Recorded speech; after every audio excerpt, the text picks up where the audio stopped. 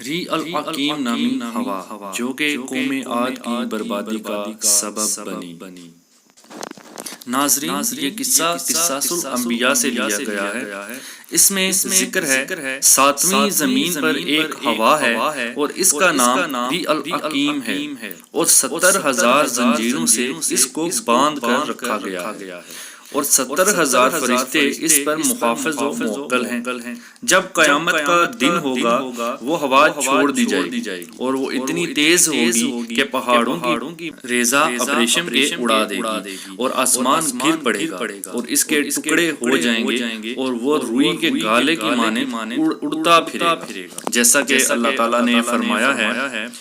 پھر جب پھونکیں گے نرسنگے میں ایک پھونک اور اٹھائی جاوے گی زمین اور پہاڑ پٹکے جائیں گے، ایک چوٹ اس دن ہو پڑے گی، ہو پڑنے والی، اور پھٹ جاوے گا آسمان، پھر اس دن وہ سست ہوگا۔ حکم ہوا اے فرشتو وہ ہوا قوم عاد پر کچھ دیر کے واسطے چھوڑ دو۔ تب انہوں نے عرض کی کہ اے جبار العالم کس قدر چھوڑے؟ حکم ہوا کہ گائے کی ناک کے نتنے کے انداز سے چھوڑ دو۔ انہوں نے پھر عرض کیا کہ یا رب العالمین اس مقدار سے تو سارا عالم ہی برباد ہو جائے گا۔ تب حکم ہوا کہ سوئی کے ناکے کے سوراخ کے برابر چھوڑ دو۔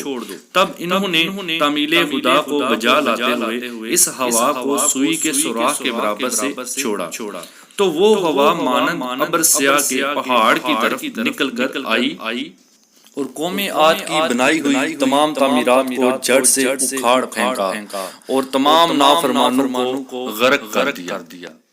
ناظرین، قوم عاد دراز قد اور چوڑے جسم کی اور نہایت خوفناک تھی۔ سب سے لمبا ان میں 100 گز کا اور ٹھنگنا 60 گز کا، اور وہ سب کے سب بت پرستی کرتے تھے اور اپنی قوت و طاقت پر غرور و تکبر کرتے تھے اور اللہ تعالیٰ نے ان کی نافرمانی کی وجہ سے ان کو ہلاک کر دیا۔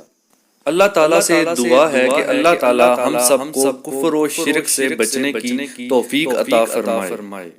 ناظرین، اگر آپ کو یہ ویڈیو اچھی لگے تو ویڈیو کو لائک ضرور کریں اور جتنا ہو سکے دوسروں تک شیئر کریں اور ہمارے چینل کو سبسکرائب کر بیل آئیکن کو دبا دیں تاکہ اس طرح کی اور بھی مزید اچھی ویڈیوز آپ تک پہنچ سکیں۔ شکریہ۔